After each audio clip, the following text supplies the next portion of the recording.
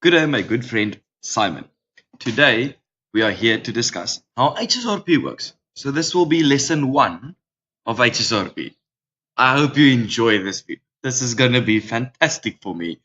And I hope you ate every second of this video. So, first of all, we're just quickly looking and we're just going to look at the setup. So we have two routers set up. These will be now let's just say it's like you see CA1, CA2, so we're just gonna run HSRP between them, right? Same as what you would have in a normal situation. Then this is how we have a LAN and a WAN. So if we look at that, show IP BGP sum. Why is that not working? Normally we're not really advertising, or we're not going to be tracking anything that side, but yeah, we just did it by mistake. BGP.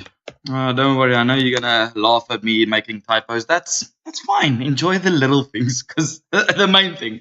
I'm so sorry, you lost this.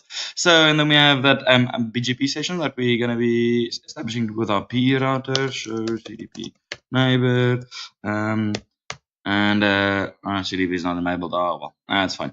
And then we're looking at the most important thing, right?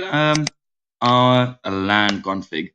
So I just made this a little bit easier. So there was 4 different scenarios that I would say with preemption. So I configured 4 different sub-interface, 4 different IP addresses on that one interface. So you'll see interface 1. Let's first bring up both interfaces so that you can see kind of the difference easy between them. So we have the IP1, we have preemption on both sides. Then we have the IP2, and then on that we have preemption only on the secondary router. Then we have IP3, where we only have it on the primary router. And then we have IP4, where we don't have preemption anywhere, right? And then you'd probably be interested in our track statement. So our track statement is obviously very simple. I don't even really think you should care about that. But anyway, and we have our track statement that's just tracking that BGP route. So that BGP route, just to give you an idea, will be on PE1. So we have PE1, PE2. So IP and brief. And same this side. IP BGP summary. BGP sum. And basically, like you can see there, we only have a BGP session with our CE router, right? Like you can see over there. Maybe also, yeah, so like you can see. Okay, brilliant. So I don't really think we should care about PE2, because that's not really doing anything in the picture. I don't know if you. Look, well, I'm anyway gonna export this lab to you, just for the fun of it, you know. This is just how awesome life can be sometimes. So I'm gonna export this. You can go and import it into any Eve at your house. You can go and try and disprove my everything that I've been proving to you. Look, and yeah, we can have a discussion about that. So we have these two. Just to give you an idea also about the setup. This is kind of the setup. I put in a normal switch over there, just so that you can also. We're gonna test something with that switch as well, just to prove something else as well. Okay, yeah. So I mean that's a setup. When we then have the C router down here, it doesn't really mean anything that one as well, because we're just gonna be looking at what the HSRP stats are doing. Okay, so now we want to make sure, first of all, that all of our active sessions will be on CE1 and nothing is on CE2, so that we have a complete neutral environment. And then, yeah, I'm just trying to help prove myself here. So show standby type section active, right? And that was stupid. Not show run. Show standby. Right, so like we can see over here, everything is standby local, and this router is standby as the active router. Sorry, is the active router. Then we will look at the same on the other side. We will see that obviously our other router is the active router, CE1. So now what we're going to be doing is we're just going to be shutting this lovely LAN interface over here, because this is how right? This is how we're doing our tracking. So, and the same thing. So we're just going to be shutting that little interface. And we will see what's going to happen. So I didn't change the timers because I thought that the portion that you have to wait to see what happens, this is going to be where it kills you, right? Now you need to wait to see what happens. Now I want you to enjoy every second of this because maybe you're right, maybe you're wrong. And now the question is, maybe will the other two also maybe? Uh, oh, fuck no, no, they just don't, huh? Oh, damn it. Okay, well that's not very fun. So far it looks like you're wrong. But anyway, maybe then you also said, okay, well, if you just have preemption on the one side, then that's also fine. I can't even remember what side you said because we were drinking beer, so that's fine. So now what I'm thinking is, okay, so let's see now failure back, right? If you don't have preemption on both sides, what's going to happen to the failure back? Because that was actually what we said, right? So now we're just going to do a simple no shutdown. And then what happens? So do we now see both of them coming back or one? So again, we're gonna let you wait for this. 1, 2. I'm not gonna count. Sorry, that's the highest I can count anyway. You know, government school and all. So yeah, waiting, reachability up. Okay, so the first group went up. So now the question is your second group. That's the one that you put in your money on. Is that gonna come up? And I do believe that this now, we've been waiting now for a while and it's just not coming up, is it? So it doesn't work. So that now proves that you need preemption on both sides, and that is the only way that you're gonna get this to work. So then there's the alternative, right? So like I said, it's all about if the halo between the two sides, if that goes missing, that goes down, that is the idea, and that's what's going to make it still work. So that's why we introduced that switch, right? So now we're going to do the same scenario again, and then I'm going to kill the halo from the active router. So CE1, I'm going to kill the LAN interface on the switch. And we're going to see, so we're not going to cause any physical interfaces to go down on switch 2, but we're just going to see, because the hello stopped, what's happening then. So again, we're going to be, okay, so I probably first need to fail back switch 2 as well. So just to quickly get that happening, NGI, NGI 2, shutdown. And now we just get switch 2 back again, right? So that is lovely, isn't it? Now we can bring it back up again. All right. Okay. So now we're just going to do the same thing all over again, what we did before.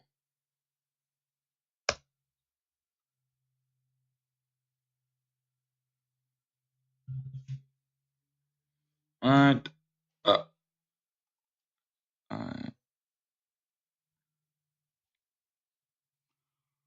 Okay, and then we can already, there's my switch console, and then we're gonna bring the switch console up here as well, because I think this is gonna be where the money lies. So show IP, and obviously the IPs, but basically just what I did, just to give you an idea, show run type section interface. You just see we have access VLAN, obviously VLAN 712, because like you know, and just to give you an idea, so where VLAN 2 is, you're gonna love the name. I do think you will appreciate the name. Show VLAN ID 712. VLAN ID 712. Simon is wrong is obviously the name, because guess what? Simon was wrong. And so now what we're gonna do is we're just gonna shut down that interface. So now like we saw again, so the active router on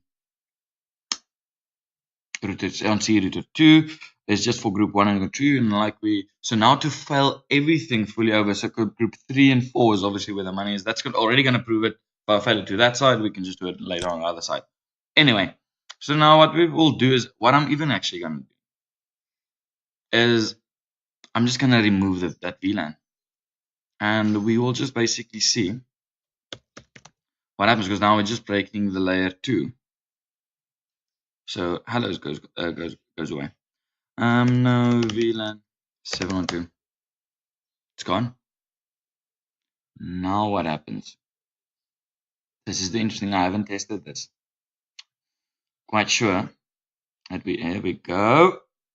There we go. Okay, obviously everything is going to go active now, right, on both the sides. But it does show that on that C2 that you needed the hellos to go away before they fail over, because you don't have preemption there. Now we're just gonna put the VLAN back again. VLAN 712. Name obviously Simon underscore is.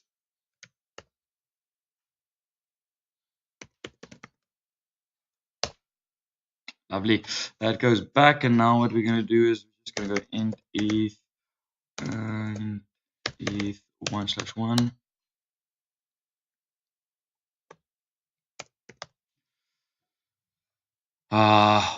It's 0/1. So the 0/1 goes to C router 1.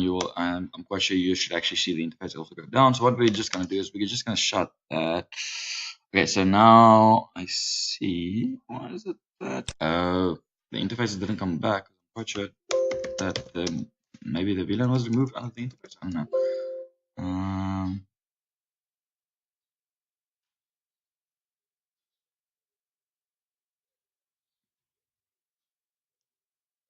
Okay. Probably the spanning tree that happened. Sorry. What about the spanning tree? So that is gonna be still active to speak, and that's gonna stay active. Why did that go to standby? Well, that's gonna be interesting. I'm not too sure why they. Oh, they still went into standby. Sorry, forgot. I still shut the interface on the other side, right? Okay. So that now goes to the active. And this is the scenario where that one was already the active one in its perspective. So that's a different thing. Whereas that one. Okay, anyway. So now what we're just gonna do is kind of the same thing again. Now we're just gonna go and shut that interface, going to CE1.